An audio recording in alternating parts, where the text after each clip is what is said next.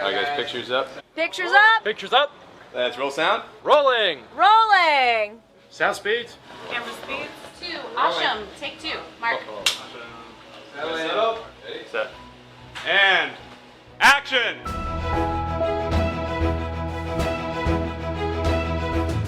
Welcome to the Penn Cinema Podcast, your behind-the-curtain connection for movie news and reviews.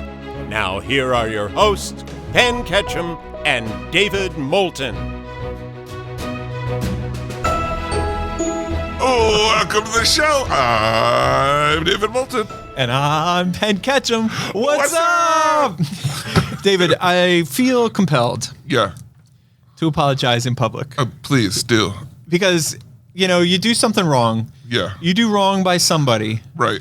It's not enough to just say, oh, I'm sorry. Right. You need to announce it. I mean, you should. Right. Yeah. So I will now here in front of all of our listeners, all of our listener, I will apologize for doubting you.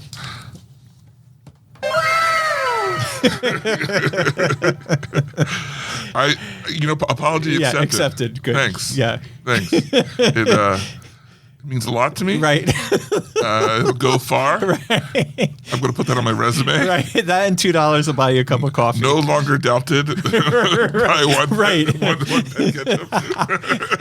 That's what it says on your new business card that you just printed up just now. Right. It says David Moulton, undoubted. Undoubted. Yeah.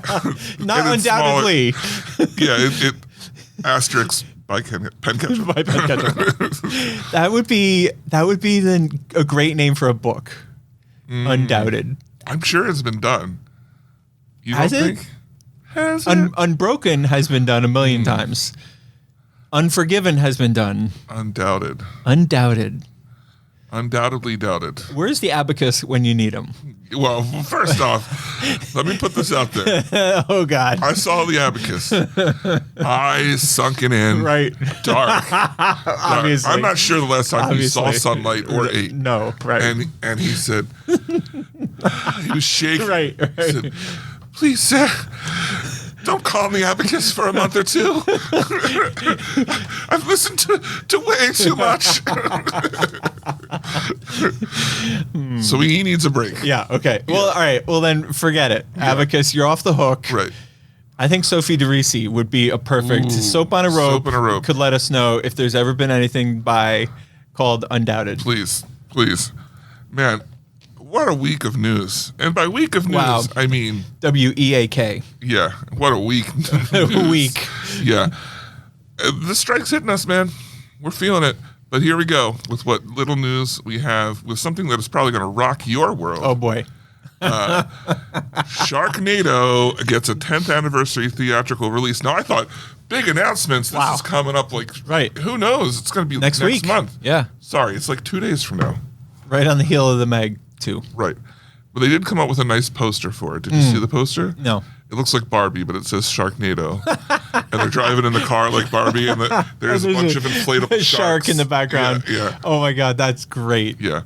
Sharknado is one of the things, I say this like kind of sincerely, even though I hate it.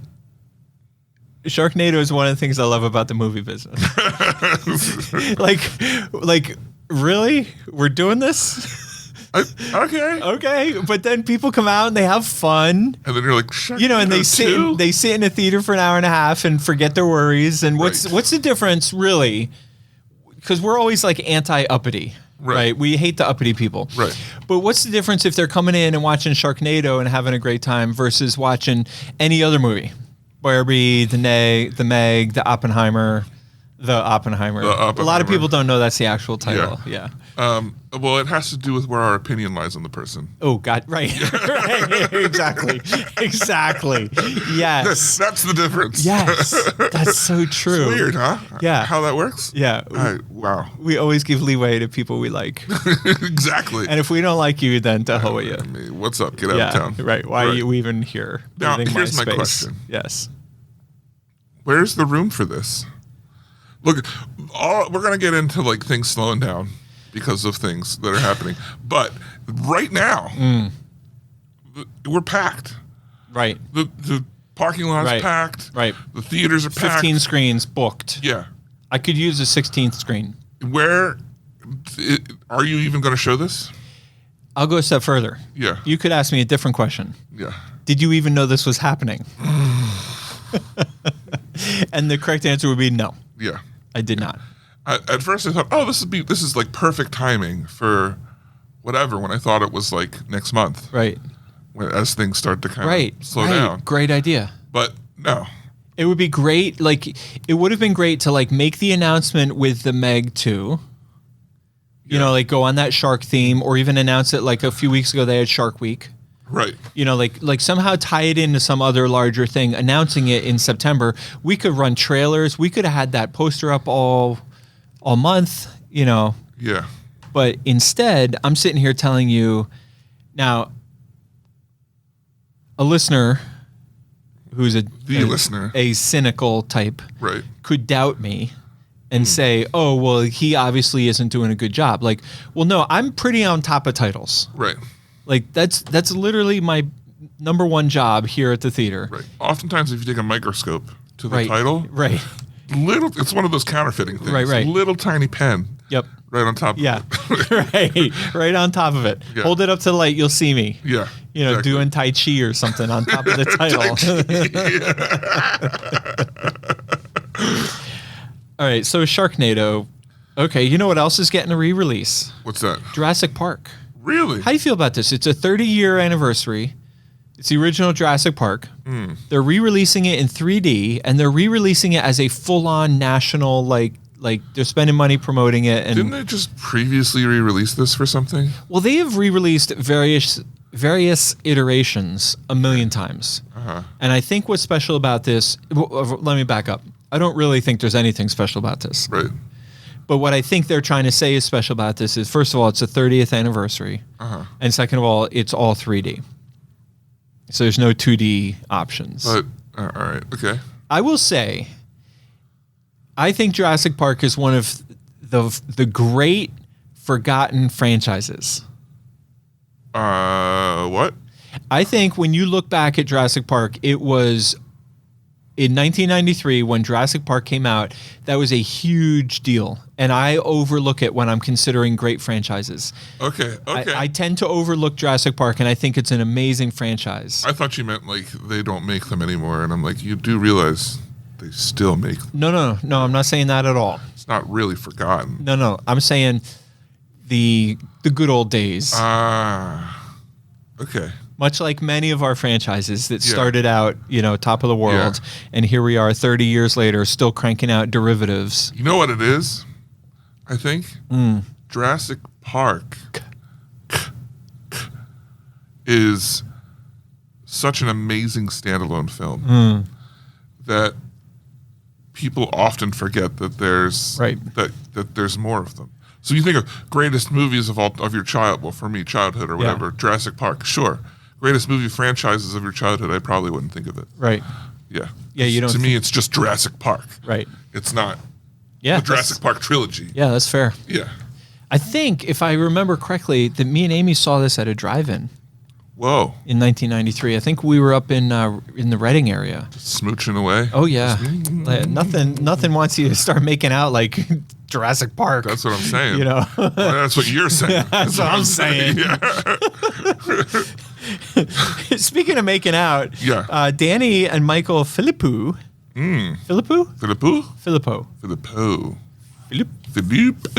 Philippe. Philippa. Philippa. Wait, can we just start over? Yeah. Speaking of making They're out, brothers. Danny, that makes it even better. Yeah. Danny and Michael are officially Danny and Michael P, as their friends call him. Mikey P. DMP. DMP, thank you. Yeah. I didn't want to, you know. Yeah, we got there. We got there. Yeah. DMP are officially working on. Are you ready for this? Yeah. Are you sitting down? Hold on. DMP are officially working on a Talk to Me sequel for A24, and there is already. This is the sit down part. Yeah. There is already a prequel shot.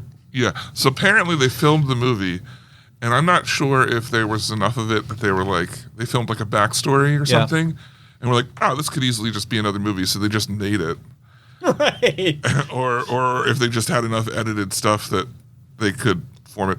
There's the rumors are that nobody's sure exactly how long or how like produced the prequel is, but apparently when the movie came out, they're like, oh, and it was after a good opening weekend, they were like, oh, well, we already filmed the prequel. Yeah. So now there's going to be a sequel. Okay. I mean, I heard great things about it. I haven't seen it, but it's on its way. It's sort of on the down part of the curve at Penn Cinema, the bell curve. So it's on its way out, but it'll play another week or two.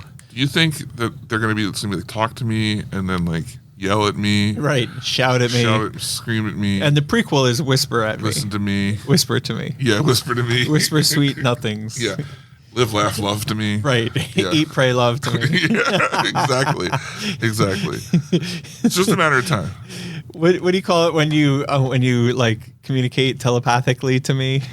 Psychic link to me. Psychic link to me.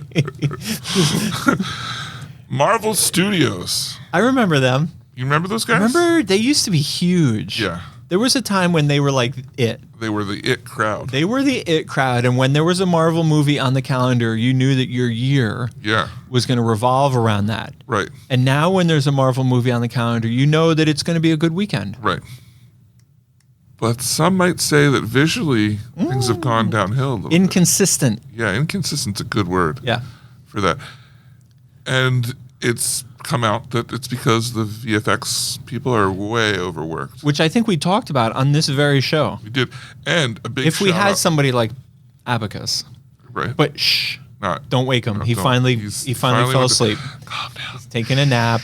He's calm. All right. Right. It's going to be okay. But if we had somebody like that, right, then we could have him or her. It would be like a special thing that one might be like. Previously on the Penn Cinema Podcast. You know? And then like a cool little sound effect like whoosh. Yeah, exactly. So anyway, the VFX people have been overworked. Which we've discussed previously on this show. And Frodo sent us this great link, which I followed and read. Yep.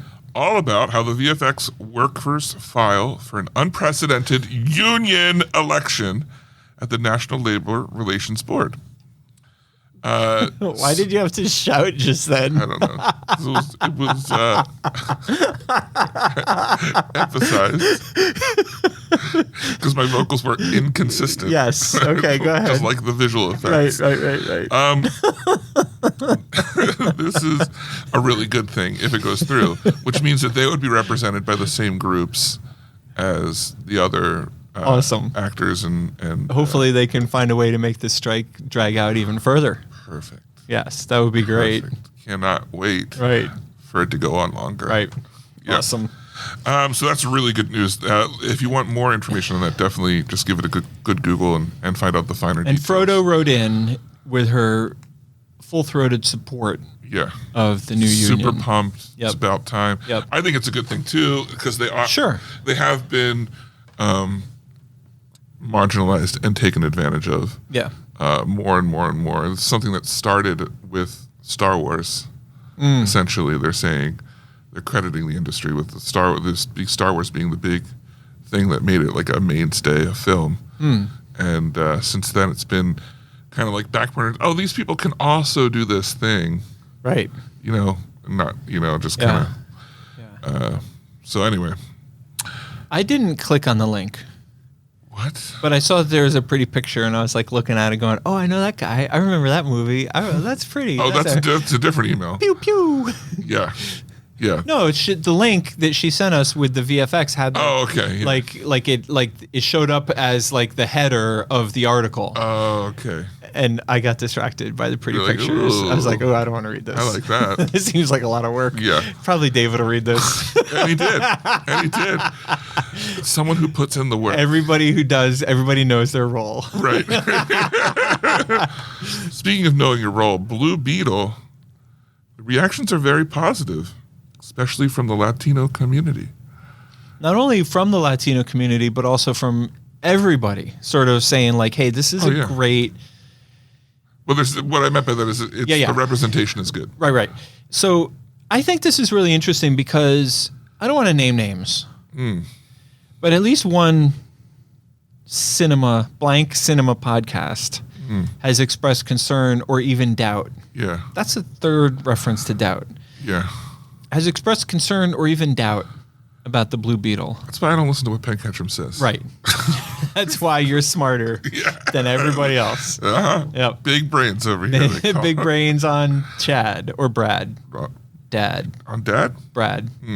Is it Brad or Chad? I don't know what you're talking about. It's Pulp Fiction. Oh. He's I used to know his. I always kept his name handy because it's a fun like little trivia thing to know. The kid in the back seat of the car with Samuel L. Jackson and John Travolta, and they're driving along, and the kid ends up getting his head shot off because they go over like a speed bump, and the gun that Samuel Jackson is holding at the time goes off and shoots his kid. But before they get to that, Samuel Jackson is like torturing him with all these questions, and he answers this one particular question, and Jackson's like, "Look at the big brains on Chad." But I think it's Brad. Brad. Yeah. Look at the big brains on Brad. That falls off the tongue better. Yeah. I like that. Yeah. What were we talking about? Blue Beetle? Oh, right. We were expressing concern or even doubt about Blue Beetle. This is the latest positive headline. I mean, I'm starting to get excited like this could be a good movie. I'm more curious now, but I still have a lot of doubt. Yeah. Because of the wonderful things he does? Yeah. Yeah. There's no one else to promote this movie. So that money could be going into the hands of those willing to maybe not what they're saying is paid for, but the people promoting what the people said. Stop it. Yeah. Like these could be like, normally these people would be like, this is really good. And you'd never hear them ever say that ever. Right. But now they're like anyone who can say anything positive, they'll. So they take any old influencer and throw them all the way to the Yeah. So in other words, here at the Penn Cinema Podcast. Right. So what's interesting is what you're suggesting is that the positive reviews could have almost even been written by like AI. Like Chat GPT. Chat GPT. What do you got about Chat GPT? Chat GPT is an increasingly ubiquitous, you could even say. Wow. Wait, let's just pause the show. Everybody go look that up. It's a word. What? I learned it from Frodo. Did you? Ubiquitous. I actually learned it from my dad. Your dad? Yeah. Okay. Like most big words that I Pop-up know, ketchup. I learned from Pop-Up Peter. Yep. All Anyway, Chat GPT and AI are increasingly sort of creeping into every aspect of life. Yeah.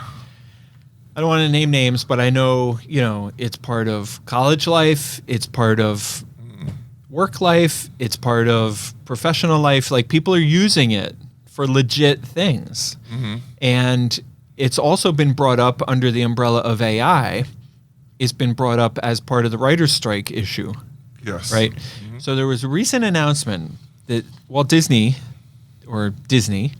has created an AI task force to address this issue for their own moving forward.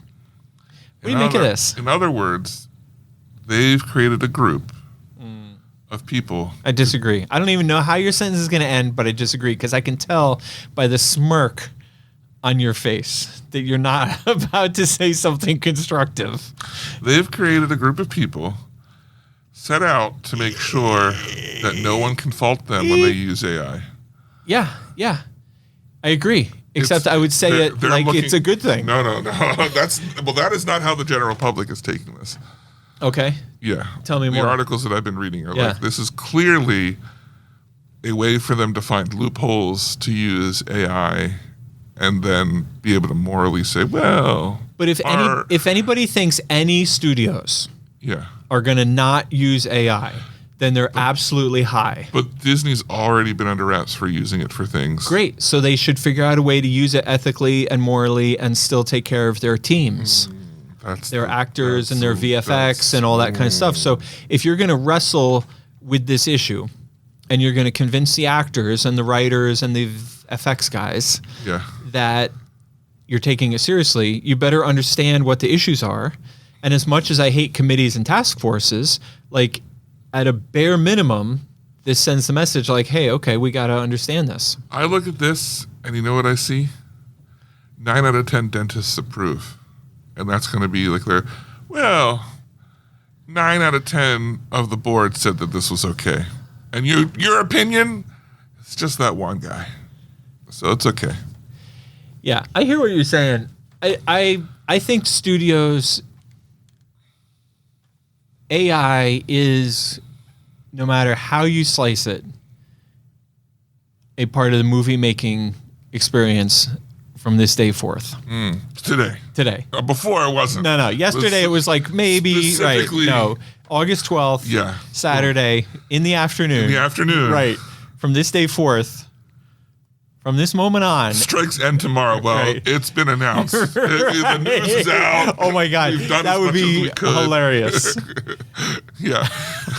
we fought against it, but then we heard from the Penn Cinema Podcast.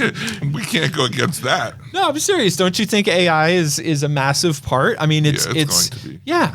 And whether you trust them or don't trust them doesn't matter. Right. Every studio is going to go through their own process of setting the guardrails of how we can and can't use AI. Boundaries, one might even say, if they're French. Well, that about wraps it up for news this week. What? Stuck the landing. You did it. Everyone saw. Yeah. Everyone in the live studio audience. Right. Yeah. They gasp, le gasp, as you would say. We have trailers ahoy. This I'm not going to say good or bad, but correct me if I'm wrong, or it's not a right or wrong thing. Tell me if you share my opinion. This is the most interesting batch of trailers we've had in a while. It's very interesting. It's all over the place. Yeah. One thing I want to note here as we move forward. I think this is the first week post-strike. We have no major production company trailers. Yes. Whatsoever. Interesting. No major production. I mean, A24 is on here, but we know got A24. They can keep going. And we got Netflix. Yeah. Interesting. Yes. I noticed the same thing. And I looked. From this day forth. Yeah. From to this day forth. Right. AI and trailers no longer. Let's start with Control. This is definitely something that someone tried to make a thing. This is the worst trailer we've seen in a long time. I'm not going to say worst ever because we've seen some stinkers. But this is the worst trailer we've seen in a long time, and it is made worse by the presence of Kevin Spacey. Not only because of all that's problematic with him, but also because his role is apparently like phoned in. Yeah, and because I feel like that his agency was like, no, you'll just do these movies and you'll slowly get back into the consciousness. Right. It worked for Mel Gibson. Yeah. You just got to do these schlock movies. Yeah. His voice is completely unedited to even sound like it's on the phone. Right. It's just like a recording of him in a closet. And there's some scenes, the first scene that has his voice, you could hear that the first portion was recorded at one moment in time, and the second portion was recorded at a different moment in time because even though it's supposed to be the same phone call, they sound totally different. Right. Yeah. The premise is a girl gets in a Tesla, auto-driven car. Yep. And she was supposed to go home by herself. Not just any girl. She's like a member of parliament. She's like I thought she was like, maybe she is. I thought she was like the secretary. Okay, yeah, no, right. She's some high member of government official. Yeah. And she gets in the car where her child is asleep in the back seat. No, she's taking the prime minister's daughter home. Oh, something. So that's why she's not like super high up. She's, okay. And Kevin Spacey decides to do a scare. But the little girl, I don't think he knows the little girl's in the car. Which makes it more scare. I don't know if he knows or not. I couldn't care less. I will never watch this movie, even on TV at home. You couldn't care less? So in other words, you care a lot? Right. About it? Right. Yeah. That's what I caught you. I couldn't care less. Yeah. That's what that means. If you couldn't care less, then you care for it a lot. No, that means I care so little The amount of which I care is so little that I couldn't go any lower. Couldn't care less. But then you essentially still have care for it. No, you're thinking of the expression "I could care less," which implies that you care a certain level, but you could care less. Right. I'm saying I couldn't care less. I've already achieved the maximum amount of care, of less care, of least care. Right. You can't go less care than the level I'm at. That's where I'm at. This is the content people come to. Right here. This is it. Listen, let me tell you right now. If you're here for something else, save yourself because it's not going to get any better. This is it. It's not getting better. All right, the next one, David. Yeah. This is not normally my cup of tea. And normally I would say something snarky like, I don't have the emotional fortitude to watch a heavy movie like this, blah, blah, blah, blah, blah. But this movie, looks amazing, and I'm going to go and watch it. Yeah. Even though it looks heavy as hell but it looks beautiful, it's compelling. The movie is called All Dirt Roads Taste of Salt. Mm-hmm. It's from A24. And one of the reviews that they flash on screen during the trailer says it is a riveting and emotional epic that will change you. Yeah. I mean, they don't tell you what it's about. Right. At all. That's the catch. Other than that, it's a slice of African-American life. In the South. But it looks fantastically shot. Yes. And everything. Like, compelling. I'm super into it. Me too. It's not my trailer of the week, though. Why would it be? Why wouldn't it be? Why would it be? Why wouldn't it be? It's my number 2. Okay, it would be my number 2. This is a beautiful trailer. It's called All Dirt Roads Taste of Salt. It's from A24, and I'm looking forward to playing it at Penn Cinema. Next, we have El Conde.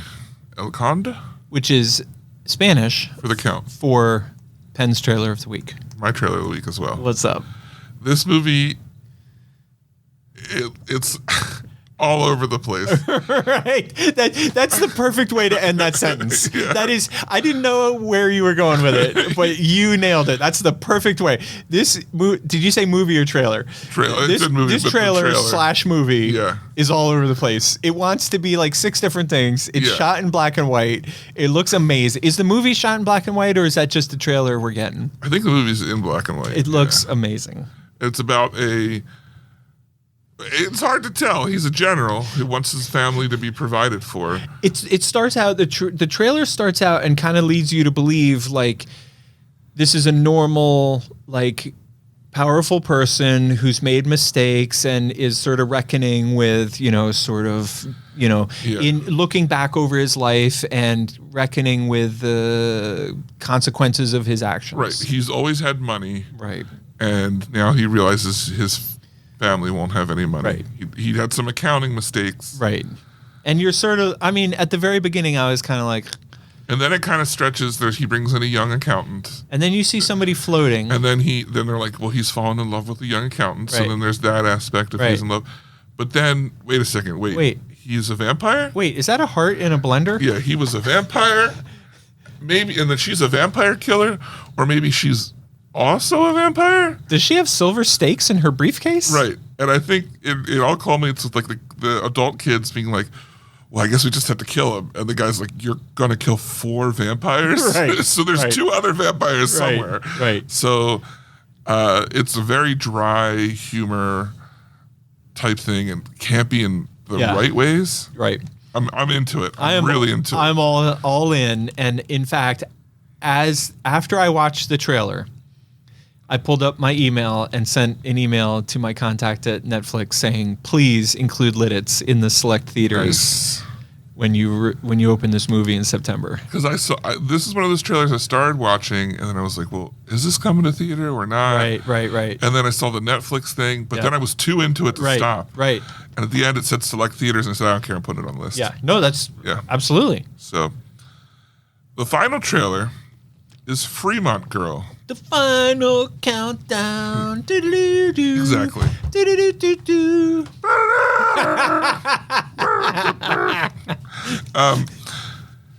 Look, I actually thought this was a pretty good trailer too. Yeah, me too. It was very indie. Like, these are the type of indie films that I used to be really into. This has a little Everything Everywhere All at Once feel to it. Yeah, about an immigrant trying to like find her place among other immigrants and herself, and she's making her job apparently is to put the fortunes in the fortune cookies. Yeah. And does she put her name and phone number in one of the cookies? Looks like either she's trying to help someone find love or looking for love by putting her name in the fortune cookie. The part that got me is she's seeing a therapist or a job helper or whatever, and he's like, you can really relate. You remind me of the immigrant story, and it's this, and he points to the book, and it's like the Silver Wolf or something. She's like, I'm a wolf. Right. No, I agree. This was a good trailer. Yeah, it wasn't as good as El Conde or All Dirt Roads, but this is. Now, I will say this. Unlike All Dirt Roads and unlike El Conde, Control with Kevin Spacey, we said we're just not watching. Right. All Dirt Roads and El Conde, we're looking forward to seeing in a movie theater. Right. I will say I could watch Fremont Girl at home. Yes. Or I'm sorry, it's just called Fremont. I could watch Fremont at home. It would be It looks compelling, and I want to watch it. I want to see it, but I don't need to see it in a theater. Right. Interesting. I'm curious if you think it's a coincidence or a trend. This is also black and white, right? Yeah. Just portions of it or all of it? I think all of it. Yeah. But these are all film festival films, which I think what we're going to start seeing is a lot more of these real niche film festival films coming around a little bit more. Okay. Just because fill the gap. Yeah. So you're in London, you mind the gap. Right. You're on strike, you fill the gap. Fill the gap. Yeah. Let's move on to Shall our we? movie review this week. Can't wait. Did not see this. Did you? You didn't see Did this. you? You didn't see this movie. What makes you say that? Well, the smirk on your face before we even got to the movie was said to me. What smirk? Said, I didn't see this movie, and I'm pulling a fast one on Sir David Moulton. I have never smirked a day in my life, good sir. I resent the implication. Smirking is for the serifs. That's what you've always said. Right. I'm going to ask you a question, and no matter how you answer the question, I'm not going to believe you.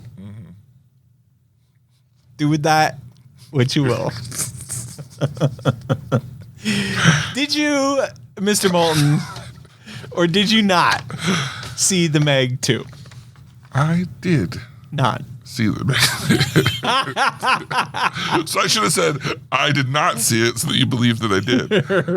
Right. Did you see The Meg 2? What are you asking me? But just can you make it like a direct question? Did you watch the entirety the movie of Meg 2? Well, let's get some correctness. Okay, here. yes. It's called Meg 2, not the Meg 2. Not the Oppenheimer. Yeah. Not the Barbie. Yeah. Not the Meg. No. What's the tagline, Mr. Fancy Pants, if you saw the movie? No, that's the part 2 of the title. What's the tagline? Huh? See, same guy, you're trying to chum. you're trying to act Something like you that. saw this movie. I saw this movie. Jerk face.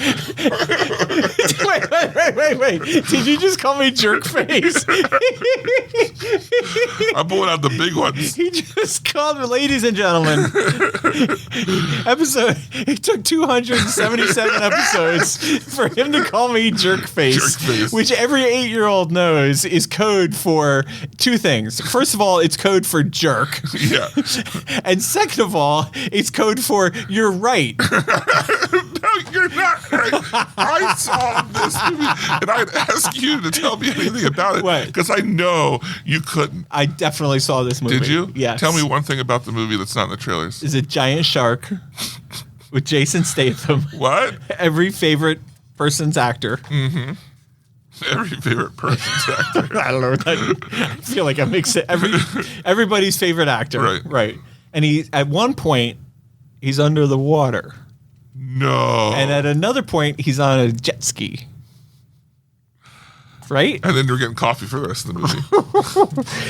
David, I did not see this film. I'm shocked. And what makes me so inspired to challenge whether or not you saw this movie He said, I know you saw this movie. Yeah. Which is why it's so frustrating for you that I'm coming at you hard. Come on. I did. And how was it? It's not. I believe we were even doing the show when The Meg came out. Yes, we were. And I saw it 3 times. Yes. I saw it once, and I liked it. Yeah. It was like a near perfect schlocky monster movie. Right. Keyword there, monster movie. Right. This was a summer popcorn action film. Not a monster movie. No. Somehow the Megs felt smaller. Even though they're like, that's the biggest Meg I've ever seen. I'm like, is it? And you were like, didn't you see the first one? Yeah, I've seen the first movie where there was two Megs. Right. One was bigger than the other. What's it short for? Megalodon. Megalodon. Right. This movie, so the first movie was like, do you know science? What if we stretched science a little bit? And we're like, yeah, cold water. Maybe there's warm water under cold water, whatever. Interesting. This movie, the second one, was like, do you know science? That you definitely saw. You're familiar with science, right? Right. Okay, cool. Forget that. No. And we're just going to pretend that science exists. And that's enough to know. Right? No follow-up questions. No follow. Yeah. Right. No follow. We are like multiplication times deeper than those people that died in that submarine recently. And they're like, well, what if we just swim outside without a suit? Right? We'll have to hold our breath, but we'll do it. Well, they're like, well, you don't see. They said, well, he doesn't have a diving suit. To which their response is, you don't see the fish in diving suits. And then they were like, it's all about air compression. So as long as he empties the air out of his sinuses, he'll be fine. Got to get the air out of the sinuses. Well, everybody knows that. Yeah. That's the next Iron Man. I just got to get the air out of my sinuses. Right. So it's not. I've definitely seen worse movies, but it was let down because the first one was so fun, and this one was so not. And the thing here, why I corrected your wording of the name, the first one was based off a book called The Meg. This movie, I think, for rights purposes, is just called Meg 2. Interesting. And some of the characters that they must not have been able to get rights to are just mysteriously now dead between movies. Right. Yeah. It happens sometimes. It does happen. Some people do dies. But it was also a movie made by China. That's how they got their funding. So there's a lot of Chinese actors, which is fine. But that's what I'm just saying is that Jason Statham is the hero here. I guarantee you, if you go to China, the other guy is on the posters. Interesting. And he also can't die and does amazing things like Yeah. Jason Statham does in this movie. Is he super short and obnoxious like Jason Statham? Well, this guy probably would acknowledge you, even if he was surrounded by beautiful women. Right, probably. Yeah. You'd be across the room. You'd be like, oh, hey. He'd be like, wait a minute. Hey. You. Aren't you friends with David Moulton? Yeah. What's up? I know you. Yeah. You're familiar-ish. Yeah. So, did I like this movie? It's fine. I didn't hate it. It was like a pizza movie. Best movie ever made or worst movie I've ever seen? Worst movie I've ever seen. Oh, yeah. Yeah. Next week, we're going to watch. Look, we've got some choices. Yeah, but I think we should stick with your original choice. Okay, let's go with Blue Beetle for next week. Yep. All right. And when you say next week, you mean in 2 weeks. In 2 weeks. That's right. Yep. We're taking a week off. I think it's the least we can do for our listeners. It's the literal least. Well, we could just not watch any movie for our listeners. Who were we talking about earlier in the show when we were like, just quit now while you're ahead? Or that was just random? I think it was just random. I feel like maybe it was for the Abacus. We can give the Abacus a break. Yeah. Okay. All right. So when we come back, we will be watching Blue Beetle, which I have now fully changed my opinion on and now genuinely look forward to it. Yeah. So I'm hopeful. And listen, I don't have any sort of false hope. It's not going to be a $50 million picture. It's probably going to be 10 to 20 million, if we're lucky.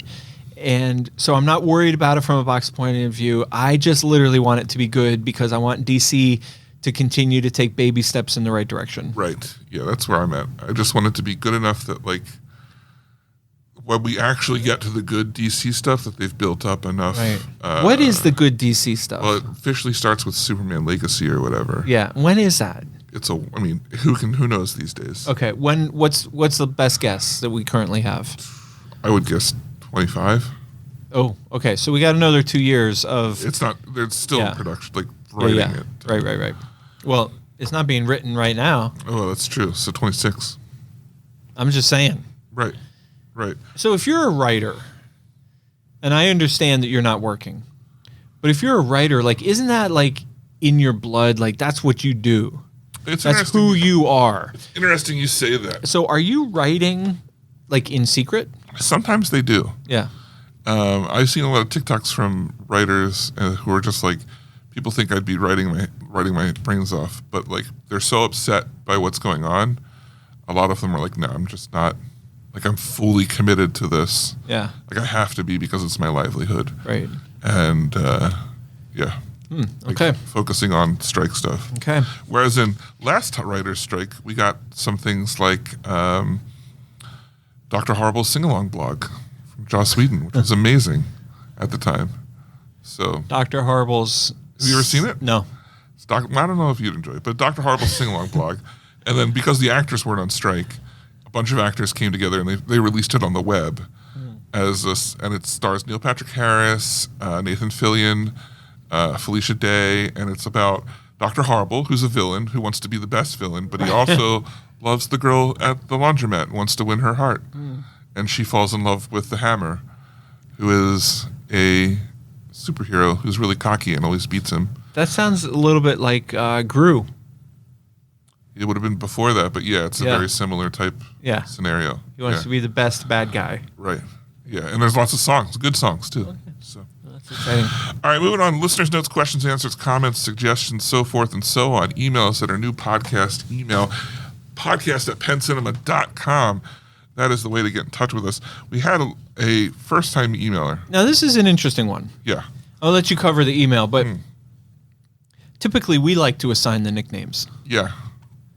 We have extended, vigorous reviews, discussions. We bring the whole board in. Right. A full staff. Everybody gets input. Everybody's opinions matter. There's votes. Right? There's votes. There's subcommittees. Yeah. And then we finally come up with something like Top 10 Sarah. Yeah. Or Soap on a Rope. Took forever. Right. Oh, that was... when? Right. Like, for a while there, it was where. Yeah. And I was like, I don't know if that makes sense. Right. It didn't work. Yeah. Why? Yeah. You know, there was a push for that. Oh, who? Right. So, what? And then Drax came in and said, when? Right. Exactly. So, but on the rare occasion, like, we have even resisted where we have had people write in. I don't want to name names because I don't want to embarrass anybody. But we've had people write in and then give themselves a nickname, and you and me are like, nah, that's not going to work. But my boy wrote in. He goes by the name Hazmat Josh. Right. How are you going to do better than Hazmat Josh? I know. And I don't even know if that has to do with what his real job is, because it didn't sound like it did. We have no idea. But he did mention that he's cousins with Trailer Master Jason. Yeah. So I assume he's Hazmat Josh because he's always picking up the shit from Trailer Master Jason. I think we should call him Hazmat Josh. Hazmat Josh. JK. JK? But we should always say JK at the end. Just kidding. Just kidding. He writes in, he says, relatively new listener to the show, only 1 or 2 years in. I just want to say thanks for a great podcast. That's impressive. Yeah. He's kind of new. Right. He's only a couple years. 1 to 2 years listening to the show. Love it. He's almost a regular. Yeah. Yeah. Well, a couple years in, and he's finally gotten himself a nickname. Hazmat Josh, JK. Yeah. He was one of many people. Yes. Who wrote in about getting a t-shirt. Yes. So podcast@penncinema.com. Now, we discovered prior to the show today that there may be a flaw in the system? In the distribution model. Yeah. So we're going to address that. Okay. But if you have not been contacted by the Penn Cinema Podcast, then you may have suffered. You may be a victim of the flaw. You may be up for Emotional compensation. Right. Right. By that we mean a free T-shirt. Right. Yeah. So if you want a T-shirt and you haven't been talked to by Penn, then drop me a line at podcast@penncinema.com. Right. And that's addressed to Penn, Right. who is not David. No, don't reach out to David. So if you have questions about the shirt, who do I ask? Do I go to David? No, you should go to Penn. You should go to Penn. Right, because Yeah.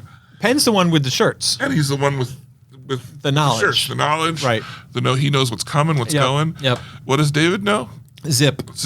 Zilch, Zada. Finally, we get you to admit that. Yeah.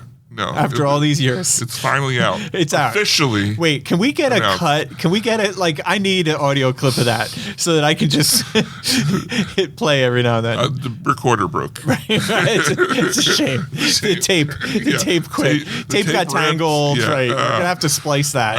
Man, magnet sitting here Unfortunately, next you're right. to it. You want to cover Frodo? Yeah, so Frodo wrote in and she sent this big email. I'm not going to go through it here, but I will say if anyone out there, like everyone's favorite sister, would like to know about what she said, because it's very long and very, very cool and informative about why Nimona spoke to her so much. And as long as Frodo approves, I will forward it to anyone who's interested in a long Or if breakdown. Frodo approves, we could put it on the Facebook page. We could. That'd be a fun idea. Yeah, it's pretty big. So let us know, Frodo. Because it has some personal stuff in it, so we want to make sure. Oh, that right. It's fully like cool, but for the most, the bigger points in it, I think are universally approachable, and why the movie meant so much to her, and basically because I said I didn't give it a good enough shot. Like I was tired. Yeah. And I do feel like I need to watch it again. Yeah. And she was just pointing out why another watch, like what things I should look out for that like are significant to people in walks of life that I'm not a part of. Yeah. So You know what would be fun? what's that? I've always wanted to redact an official document. Like they do in the government. Yeah. You know? Yeah. Like, can we post her thing on Facebook with like a bunch of redactions? Redactions. to like protect the private, personal pieces. As long as you do better than what Sony did when they recently did that. Just redact the whole freaking thing. Well, no, they used it, but then the way they photocopied it, the marker, you could still read through it. So the public was like, I'd like to release a redacted statement that like has nothing left in it. Like the.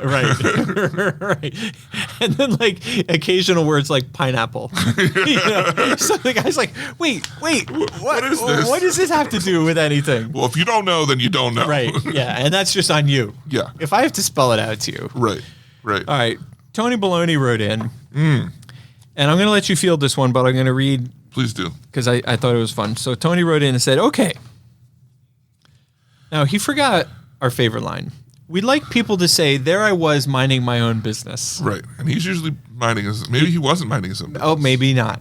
Yeah. He Maybe was very loudly thinking. Right. Okay, so Aloud. you're right. So here's what he wrote, even though he didn't use the correct Penn Cinema format. He wrote, okay, so there I was in a conversation about movies. Nearly impossible. But I guess if you want me to believe things, okay. Sure. Well, I could imagine that this is a guy who is now being a faithful listener. that he is now fully prepped for any conversation about movies.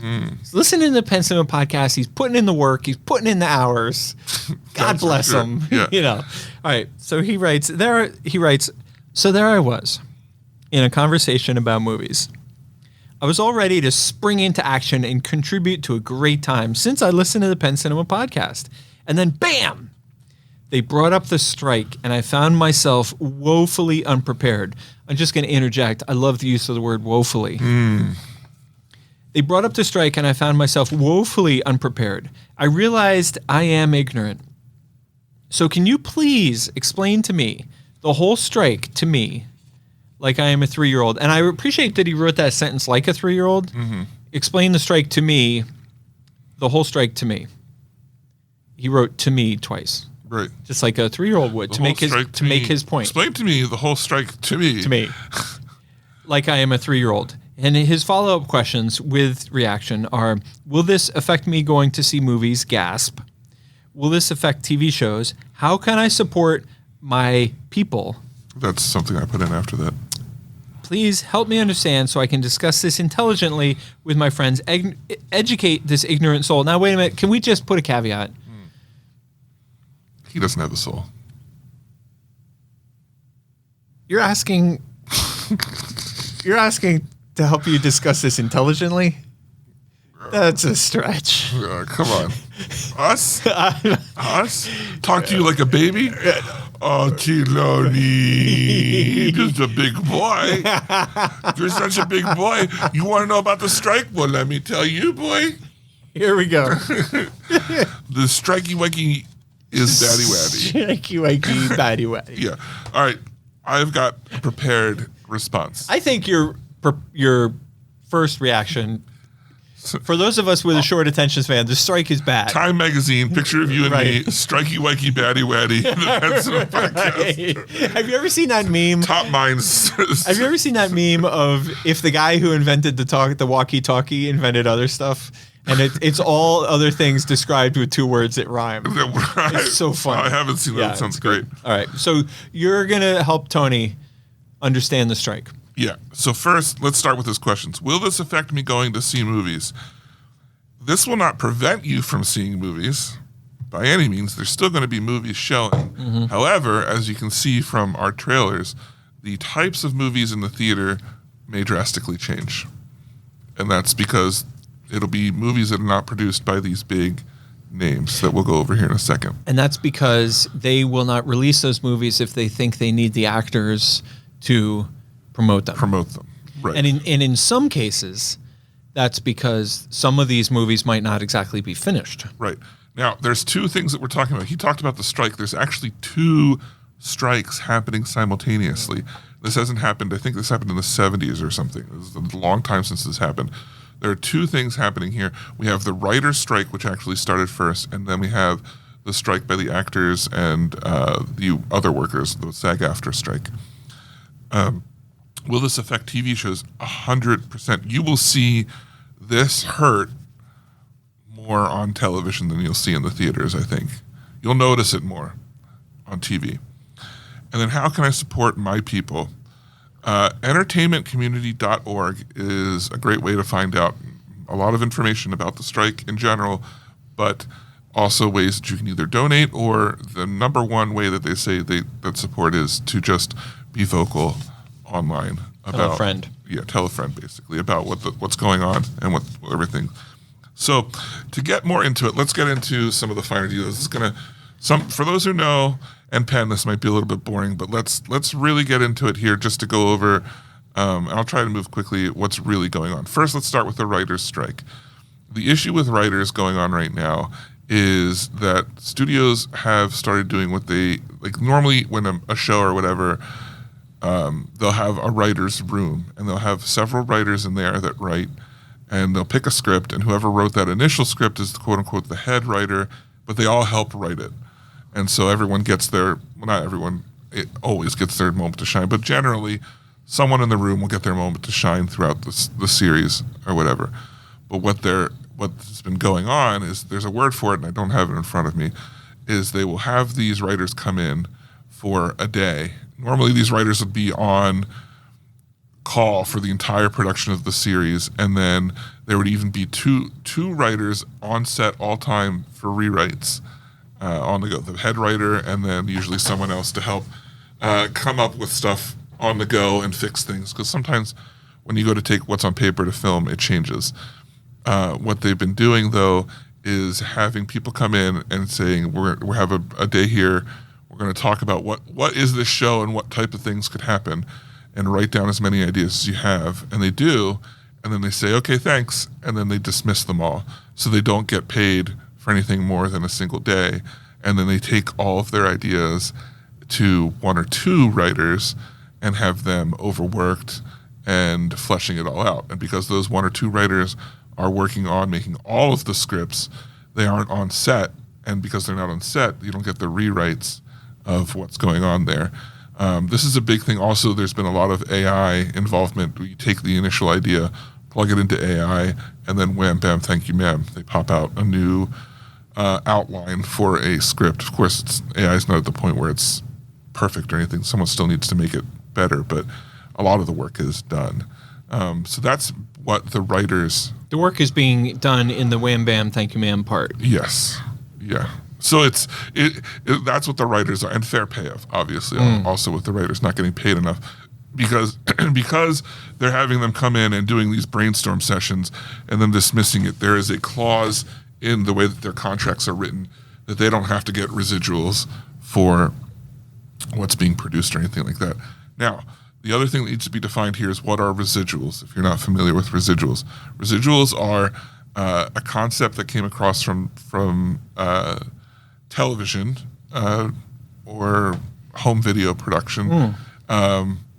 And what it is an actor will get paid for their initial showtime or work in a movie, and maybe they'll take less money for that because their residuals will be higher, and the residuals say every time this gets shown on television, I will get X amount of cut of what the show makes, which means a certain portion of how much money goes into the commercials that the show shows around it or whatever, however much. Because, excuse me, generally what will happen for cable, they'll pay a little bit for the show, and then they'll pay per how much people want to advertise on it. The more popular the show, the more they can charge for advertising. Everyone gets a cut. And for a lot of actors who are in sitcoms, who aren't like big-time actors, you might see them in 3 or 4 things or whatever, are able to live off of these residuals. And then a lot of bigger actors are able, when they decide to stop working, they're able to coast on this pay, like retirement. Sure. That used to be a big thing, but now with streaming works a lot different. Streaming will pay a lump sum upfront for a show, and then the actors get a small cut of that because it's not what the residuals come from the replays and not the initial contract. They get a small chunk of that, and then the show shows a bajillion times over, to whoever wants to watch it whenever they want to watch it, because there's no commercials bringing it in. It makes sense when you think that there's no commercials coming in. Doesn't make sense on people getting paid for their work. You're probably thinking, like a lot of people I've talked to about this, well, actors make so much money, And depending on where you live, it might sound like a lot of money because, in Lancaster County, our cost of living is much lower than, say, California or New York, where these people are most likely residing to get work. This comes from, I'm going to read here from CBS News, and this has some stuff with Fran Drescher, who is the president of SAG-AFTRA, which if you didn't know, that's the nanny. And I think she's been doing it for quite some time now. So performers say their annual pay they've come to rely on, which is based on residuals from movie and television appearance, has plummeted in the age of streaming, making it impossible for the vast majority of actors to earn a living. According to the Screen Actors Guild - America Federation of Television and Radio Artists, SAG-AFTRA, the studios, which is a group that includes Apple, Amazon, Netflix, NBC, Universal, Sony, and Paramount, and their parent companies of also CBS News, which this came from, have refused to negotiate pay raises for performers and the sharing of streaming revenues. This is a quote from Fran Drescher here, most of my members don't even meet the threshold to get health insurance, which is $26,000 a year. And in most jobs, that would be considered a part-time job. All they're interested in showing, studios are interested in showing, is their shareholders how much money they're making and not losing. It's very strange. I don't understand why people don't just do the right thing, why their whole culture doesn't shift and having character. So you think of all these people making all this money, but without the residuals, they're barely making part-time wage, which is huge. And the big thing is health insurance. They're not able to afford health insurance. And especially like with writers, a lot of writers are, not a lot, but there are many writers who have disabilities, and that's one of the reasons they go to this career that they're good at, because they're not able to work in other careers. This is on residuals here. Brandy Evans, who appeared on 17 episodes of Starz series P-Valley, recently shared on TikTok that 3 residual checks together only totaled $8.67. Actor Mark Prokshiv recently told The Wrap that he makes more in residuals from his guest star role in 19 episodes of The Office, which ended in 2013, than he does after 4 seasons as a leading cast member of FX's What We Do in the Shadows. Mandy Moore, who starred in the hit NBC show This Is Us, said she received streaming residual checks for as low as 1 cent. So they're not really getting the money. And we talked about AI already and how that's replacing. And here's a little bit more on the financial side of things to kind of point out why this isn't working out. Now, while a small number of big stars can make eye-popping paydays in the tens of millions of dollars for a film, most working actors who aren't household names earn far less. Roughly 87% of SAG-AFTRA members earn less than $26,000 a year. 87%. That's huge. From acting, according to figures widely cited by all the members coming together, making them ineligible for health coverage through the union. Nationally, actors' median pay last year was nearly $18 an hour, according to the Bureau of Labor Statistics, meaning half of all actors earn less and half earn more. In California, the average hourly pay for actors is $27.73, while in New York it's $63.39. Such hourly rates could translate into a lucrative payday if applied to full-time work. However, as acting work is usually intermittent and not year-round, most actors earn very little, and many hold other jobs in addition to acting. Actors who manage to reach the very highest pay levels do make bank, with the top percent making an hourly rate of $109 an hour. So that's a lot of money, but like we said last week when we were talking, you have to pay your fees to the union, to pay your taxes, you have to pay your agents, and anyone that works for you that helps make you appear and be around in the positions that you can be for acting. And cost of living is significantly different in these areas. So anyway, that's a lot to talk about. Basically, they are asking for a lot. Now, apparently, SAG-AFTRA is asking for an 11% increase in fees, and they were given back, they were offered 5%. They were also asking for, I think, an 8% increase in residuals from the initial contracts for streaming, which isn't that much, but that was to make up for the cost of what they would get from repeat views. So instead, actors would get more of a lump sum instead of over time. So there's a lot of information here on what's going on. Basically, they're not getting paid well, and AI is creeping in and taking jobs. People need to be able to afford to take care of themselves. So that's basically what it comes down to. And you have scary things like the very last, now they've met since, but right before the strike, the very last thing where they offered them 5% and I think 3 or something for the residuals, an increase, I should say. There's tiny like stuff inside that. There's more than just the money thing. Like inside that, there was a clause that the studios could take a background actor, pay them for 1 day of work where they scanned them digitally, and then could use their digital appearance as a background actor forever without ever having to pay them any more money. Like that kind of stuff needs to be addressed. And what's the difference if the studio does that, or if the studio just uses AI to create a generic human being as a background actor? Like if AI can create a second David Moulton, why can't AI just make a new person out of scratch? AI is not at the point where it can convincingly make a new person. What AI does, and that's one of the big problems artists are having with it, is it's not creative. What it is it takes from an existing pool of things and then randomizes and puts it back together. Yeah. And that's why a lot of artists, actual visual artists, their art is being scanned into these databases and then reused without giving them credit. Yeah. So anyway, that's a lot of information on that. I think I can do it in shorter. Yes. You want the short version? Yeah. What's that? Everybody, both sides, Yeah. wants more money. Yeah. And there's two fundamental dynamics that have never been at play in the history of cinema or TV, which is the role of streaming and the role of AI. Yeah.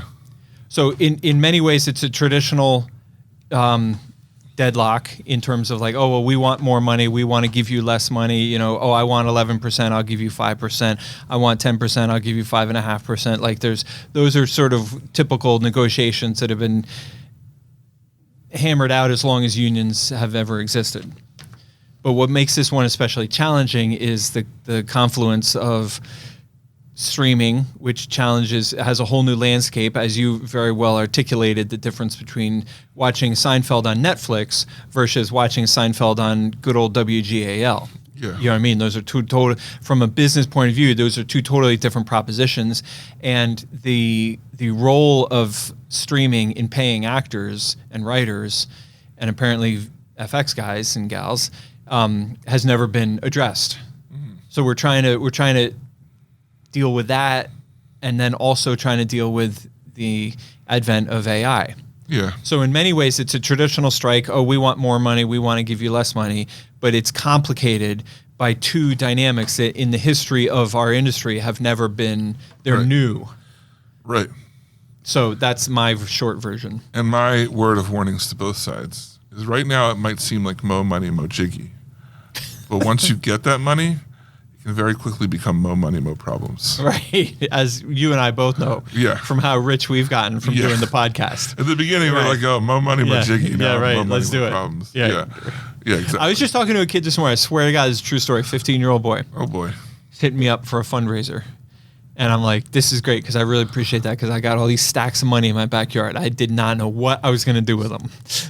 I've seen it. Yeah, it's crazy. At one point, I was like, you going to burn that? Right. Like, it's kind of a hazard. Right, it's getting in the way. Yeah. Yeah. All right, well, listen, I appreciate Tony bringing this up, and I really appreciate you presenting such a thorough, detailed assessment. I mean, it's a big deal. It's a really big deal. I saw a headline recently. I'm sure everybody saw the same headline that they have new round of talks scheduled. And I think when this topic first came up, we said the conventional wisdom is they wrap this up by Labor Day. I hope that's true. Yeah. We'll see. Yeah. All right, let's move on to our last segment just quickly here. What are you doing? What are you watching? What's your world outside of the theater look like these days? Kayla and Amy and I are back on Only Murders in the Building. Did the new season start? Season 3 dropped, the first 2 episodes on Hulu, and it is great. Nice. Stars, it introduces Paul Rudd and also Meryl Streep, both of whom are, well, Meryl Streep is a legend, right? Yeah. I mean, Paul Rudd's great and everybody loves him, but he's not old enough yet to be a legend. Meryl Streep is, and she's amazing in the role, so. I have to figure out how I'm going to watch this. Yeah, this is really good. On the other end of the spectrum, we got Gal Gadot in a new thriller called Heart of Stone. Any good? No.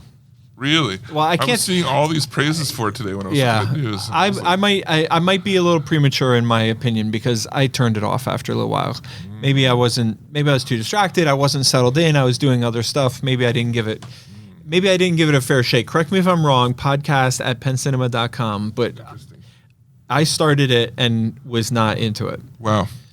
The last episode of the season for Strange New Worlds came out and I haven't watched it yet, so I'm jonesing to watch that.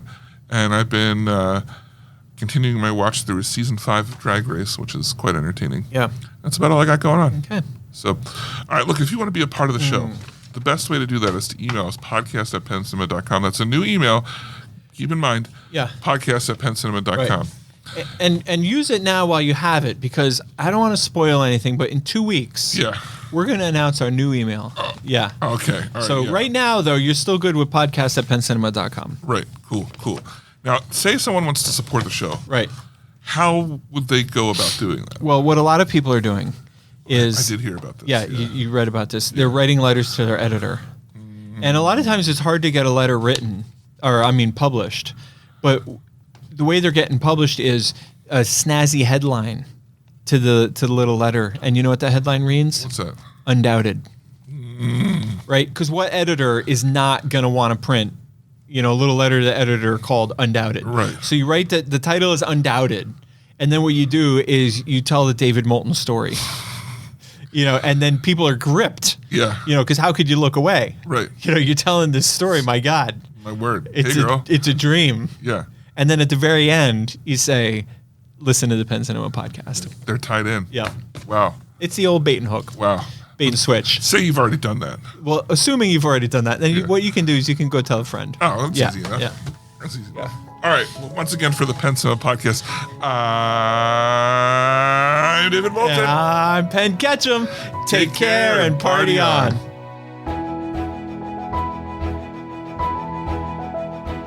Thanks for joining us this episode. Our hosts would love to hear from you. To contact the show with your thoughts and reviews, email podcast@penncinema.com. This podcast is a production of Penn Cinema. Escape to the movies at Penn Cinema, featuring crisp digital projection, killer sound, reserved seating, and premium power recliners. With locations in Lancaster, Pennsylvania, Wilmington, Delaware, and Huntington Valley, Pennsylvania. Showtimes and tickets available at www.penncinema.com.